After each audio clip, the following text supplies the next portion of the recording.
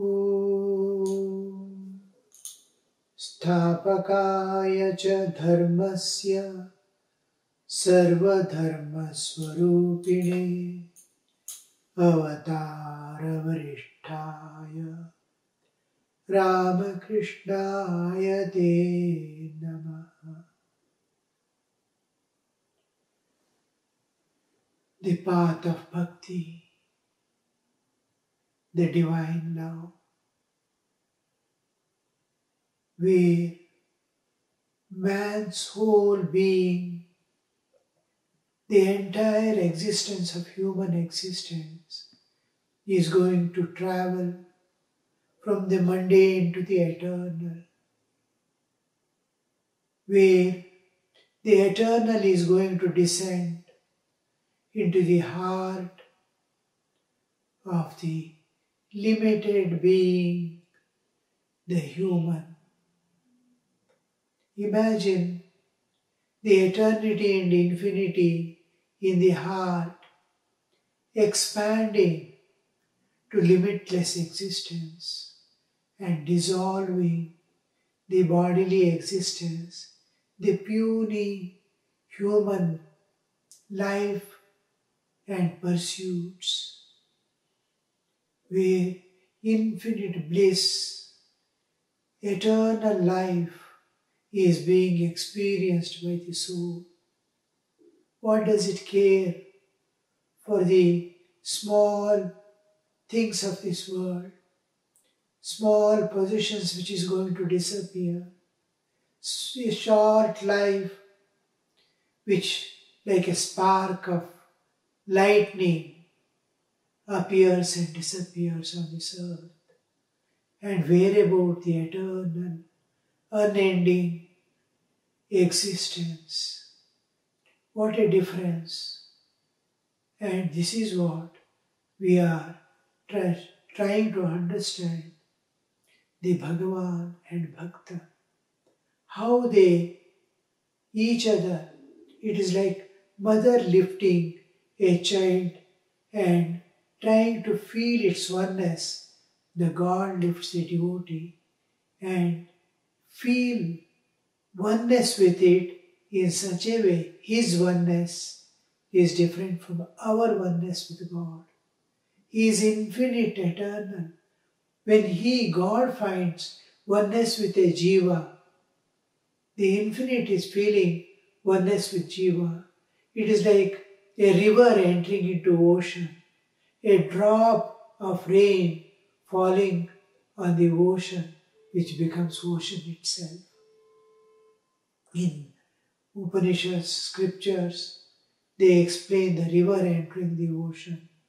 Till it enters the ocean, it has its independent existence, name, form, independent existence. Nama Rupe Vihaya. It gives up its form, its qualities, its name when it enters the ocean to become one with the ocean. This is what we find the Rama explaining the devotion step by step, how the jiva comes towards God and God goes on moving towards the devotee with every step, and then holding the nature, propelling the jiva, something impelling from within to go towards the path of evolution. We saw Gurupada Pankaja Seva, Tisari Bhagati Ama, Chauthi Bhagati Mama Gunagana Karai Kapatata Jigan. One word we have to hear, Gurupada Pankaja. Pankaja, with great difficulty, we are so busy in the world, running in the world, and holding on to some things. Is so lowly life, something like animal life, of routine, of mundane, of the transitory, short life of human, We are trying to run about in this mire of this world. Where is God? We are dipped in it. We are not able to look beyond our limitations. The limitation which we have put upon ourselves, we ourselves have put on this limitation. We ourselves have entered into the cage and finding ourselves, and we are happy with it. Sri Ramakrishna explains 4 types of jivas: Baddha, Mumukshu, Mukta and Siddha. Now, these Baddha, he explains when the fisherman puts the mesh to catch the fishes, some never get caught. They just, however he tries, they escape and go away. They are not at all caught. They are called Siddhas. They are ever perfect. And some, after being caught, somehow they find out a way out and escape and go away. The fisherman says, oh, see, look there, one big has escaped. And they are mukta. They have fallen into the net, but they escape. And some struggle to come out, but they cannot come out. Something holding them away from the path. And there are others which they catch the net itself with mouth and get bury themselves in the mud of that river or ocean, and then think they're safe there. Like these, we are the Baddha Jivas. Where to look upon? We are feeling ourselves comfortable here in this world. We don't know we are in the great danger. We are in the depths of bondage and suffering. We are now will be that fisherman who is going to pull us out from the water, and we have to meet the death again, to be born and continue this samsara. So this we don't even understand. But sometime, some shock in life awakens us, or some grace, some contact with a divine personality wakes up us to the higher truths. Oh, what is this? Where is real? Where is eternal? Where is that peace which I am seeking? All this suddenly appears. That is like from the mud, the slash in which the rotten things, leaves and all, if you see where the lotuses bloom, there is water and slash below. The leaves fallen of the trees and its own leaves and gets rotten. If you keep leg, it will go up to the knee. In that slash, dirty slash, you see a lotus coming out. It emerges out of that even water and blooms. From this heart and mind, which is in this mundane world, holding on to it, finding happiness in the dukkha, we don't even understand it is dukkha. We are embracing it. And from that, a new understanding. Oh, I have to go to Guru. I have to receive something here. That emerging now, the pankaja. Panka means the slash of the mud. From that, the lotus, pankaja, forms. The emerging out, the emerged lotus flower from the dirty mud, slash from that. Pankaja, Guru Pada Pankaja. How does the feet of Guru will be there? It is like, it has appeared in his mind. Oh, there is a bridge between me and the eternal. Between me and God, there is a bridge. That bridge, when he comes to his mind, we call Guru. The Guru is the bridge between the Jiva and the Ishvara. It is not God, but it is a bridge which definitely leads us to, it is bridge extended from the other side to me, not from my side to other. I stretch, I can sink anytime. When God stretches His bridge to us, the Guru appears to us in our life. It is where we climb smoothly. So that part we see, we have to participate. Then he calls, Sri Rama calls the Guru Pada Pankaja.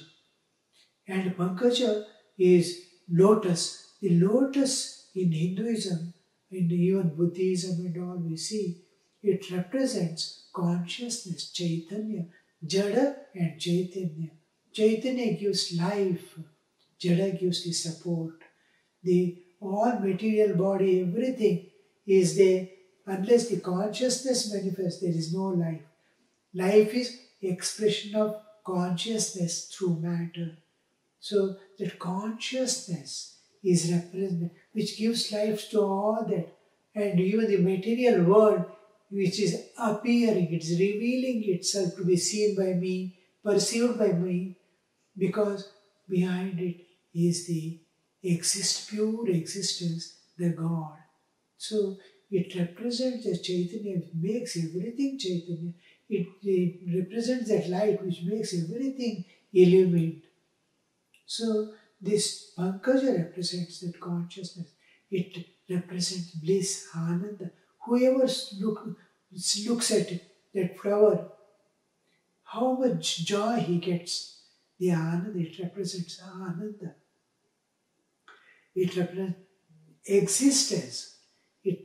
In totality, it represents existence, consciousness, bliss, absolute. It's a representative of the Satchidananda.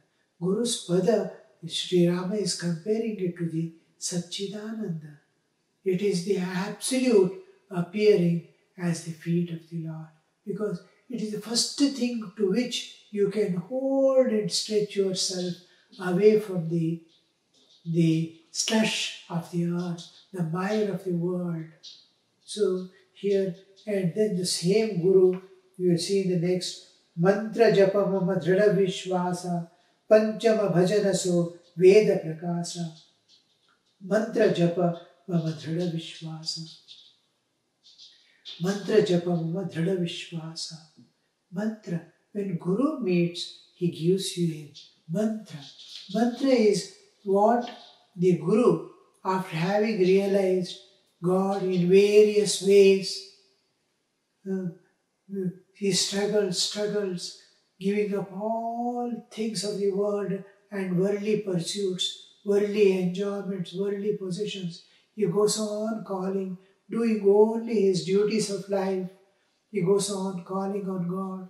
And at last, when he transcends the nature entirely and reaches God, he will be so happy. He has entered into another dimensions where there is no change, there is no destruction, there is no suffering, there is no bondage. It is total freedom, the entire freedom. That state, the God in various aspects, as the transcendental, as the immanent, as the with form, without form, and beyond form and formless, various ways he experiences. And he is in the ocean of bliss, Ananda. Everything is Ananda. There is no dukkha.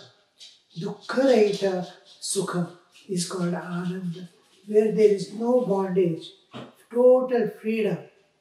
And that in that he is experiencing various forms, very formless aspect of God, the eternal existence beyond time and space.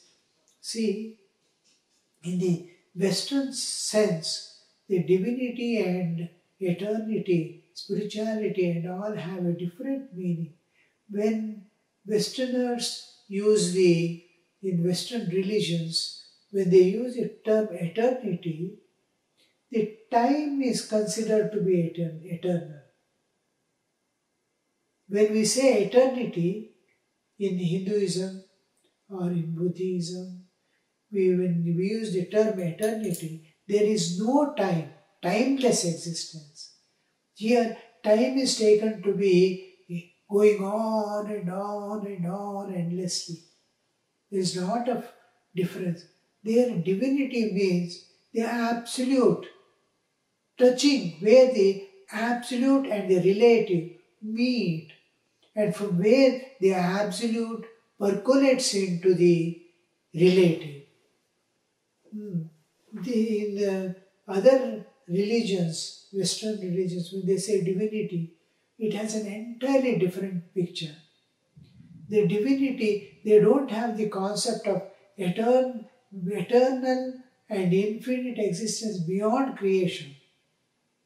It's as if a part of creation. It's part extended from the creation. When I say myself, the soul and all, we don't go to the extent of timeless, spaceless existence. There, the beyond divinity, there is the absolute existence, the infinite, eternal, which is just infinite in this universe. Universe is a small speck in that eternal, infinite existence, in which the millions of universes appear and disappear. And we are in one of the universes, the first in which the last edge of the universe touches the absolute, and the absolute is giving its existence. It is touching the infinite consciousness, the pure consciousness. Shuddha Chaitanya is percolating into the universe, giving existence to it. This touch of just like mother is holding the child, and mother's touch to the child is what we call divinity.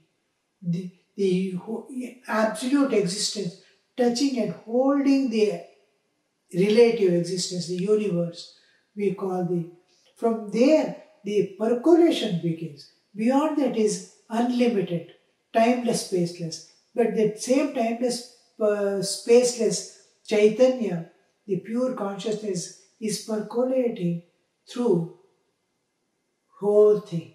Just like I have a pot and space is an object, solid object, and it is the space is pervading and going. The space outside is infinity. Space pervading the object we call the universal consciousness. Every jiva, same consciousness pervades. We call Jivatman, Paramatman. We call the absolute Brahman.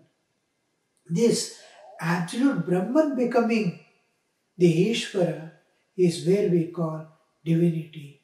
The ultimate in the time and space. Before the timeless, spaceless existence begins, we call the last layer as divine.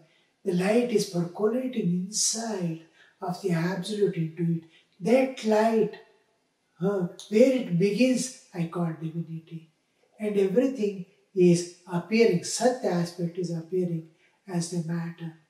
So divinity and this one has lot of difference between the Western concept of divinity, spirituality and eternity from the Eastern understanding, because here the impersonal absolute and the personal aspect of God, impersonal aspect of God, God as the universe, manifestation of the absolute, all these concepts are absent there.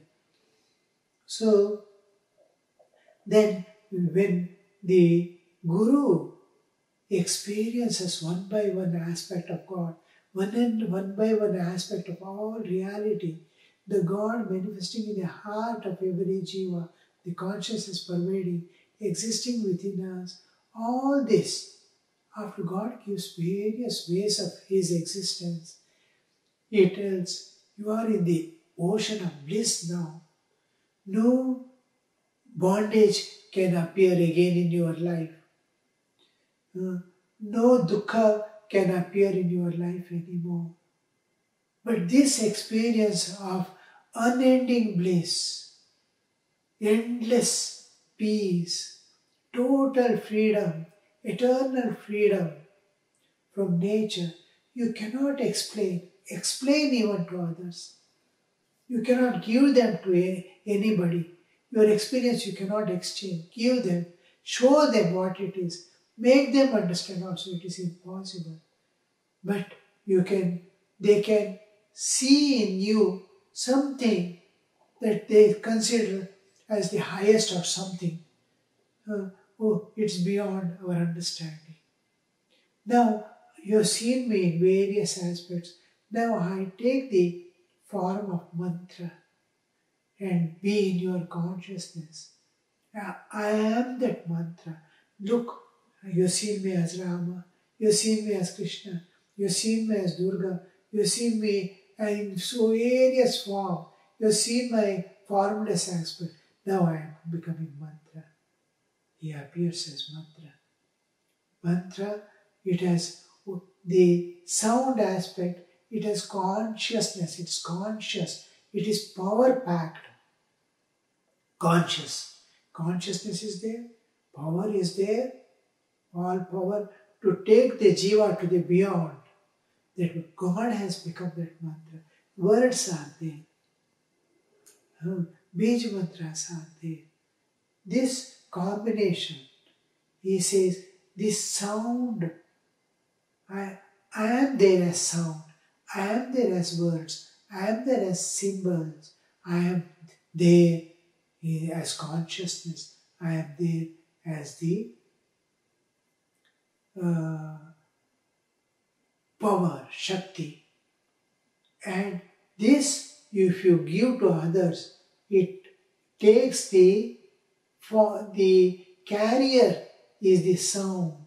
Carrier is the sound. Sound carries. Now, when the mantra is given, the sound carries God into the jiva.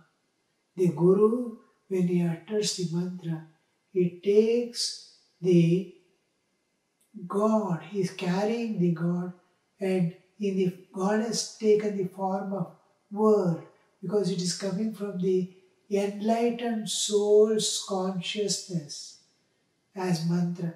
It is stored in his consciousness of the enlightened soul. The Lord is present as existing in his consciousness as mantra. It is emerging from the God is emerging from the consciousness of an enlightened soul as mantra. This is the difference between mantra you read in books, you find in what you call your Google and all that in computers, is only words which you have to utter. But there it is not words. There is consciousness. God is there. It is power. It is there. And it is taking the root of sound. As sound it enters. The whole God is entering in the form of sound. And the words go to memory.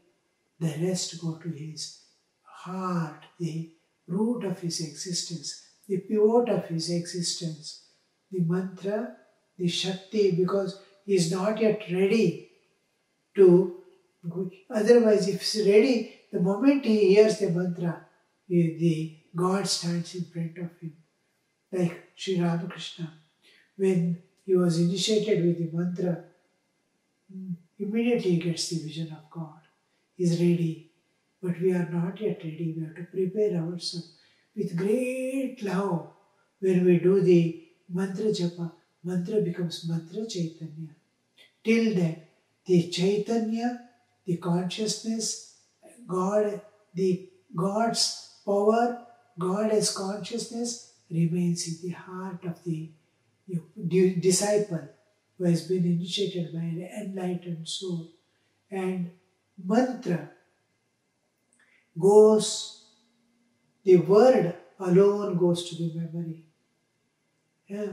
With this as ashraya, the sound that has entered into the ear, its words are there in the memory, its power and consciousness are in the heart of the devotee, in the disciple.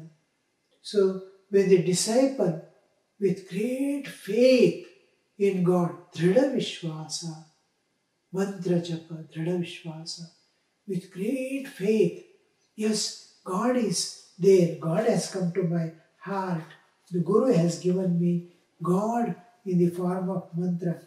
When he understands, Mantra Japa Mama Dhrida Vishwasa, with faith and love, where there is Vishwasa, the love flows. Dependence, Vishwasa means where you can depend upon, where which you can take as your avalambana, the ashraya, to which you can cling on to, like a child clinging to its mother. You can cling on, be fearless. You can take him as ashraya, the support of your life and existence. Dependence, total dependence on it. So, Dhrida Vishwasa, when these things are there, love flows there. With Dhrida Vishwasa, when you do the japa, go on repeating the mantra with great love, feeling the living presence of God, forgetting all other things. The mantra becomes mantra chaitanya. It becomes a power. It becomes a conscious entity and enlightens your heart. Just like now Meera, some sadhu going, gives her an image and says, gives her a mantra, repeat this, your beloved will come to you. Go on with great love and faith in the word of that person, in that Guru, that thinking that image to be, the idol to be the Lord Himself, the mantra to be God's word by calling which it will appear, with that which was going on to us. And the love, the detachment, the dispassion towards the word is created, and she is able to call on God with wholeheartedly. This is what we see in the life of all saints, calling on God with and without neglecting the duties of life, doing and offering as a worship unto God.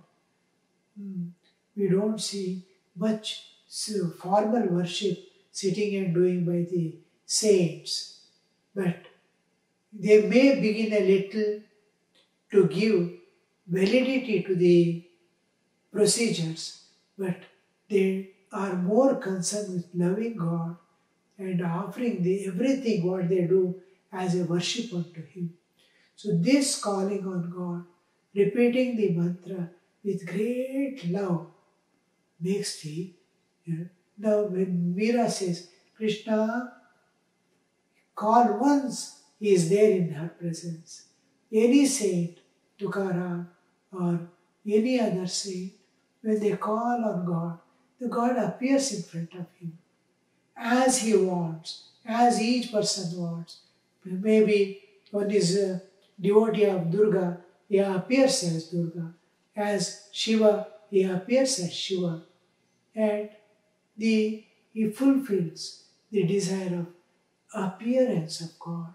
When he calls, the mantra has become Mantra Chaitanya. Mantra Chaitanya means the moment you call, it has to appear before you. Your child is there, if you call the name, he will come running there. Similarly, when God comes running, when you call the name, the mantra has become Mantra Chaitanya. With how much of devotion, how much of love, how much of dedication you may have to do that japa. With great love, feeling intensely His living presence. If you do alone, it becomes Mantra Chaitanya. It may take some time for us, but it does happen. Om Shanti Shanti Shanti Harihi Om Tat Sat Shri Ram Ramakrishna Arpanamastu.